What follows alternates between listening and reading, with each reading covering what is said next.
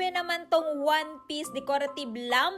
Ang astig! So, nung nakita ko nga ito guys, pa-order nga tayo para dito sa ating table. Kasi alam nyo naman ako guys, mahilig ako mag-display dito sa ating table ng mga miniature figure. So, napa-order nga tayo nito guys. At ito yung nilalaman ng box. Of course, yung kanyang maliit na bulb, yung kanyang lamp. At syempre, ang bida sa One Piece na si Monkey D. Luffy. So, this one guys is talagang napakabigat. Heavy duty to na figure. Kita nyo naman guys, pagkaka-engrave pa lang, waging-wagi na, no? So, sa mga mahilig dyan sa anime, kagaya nitong One Piece, I highly recommend this one. Maganda kasi ito guys, i-display sa table, cabinet, or di naman kaya collection. So, aside nga pala dito kay Monkey D. Luffy guys, meron din pa kayong isa pang option. Meron din silang chopper. Kapag tinurn on nyo yung lamp, ito yung magiging itsura ng ating miniature figurine. So, this one guys is nagkakahalaga lamang ng 200 pesos. Kaya ano pang hinihintay nyo? At kung ito yung hinahanap nyo para sa pandagdag ng collection or pang kompleto ng collection nyo, mag-check out na kayo habang available pa. Let's go!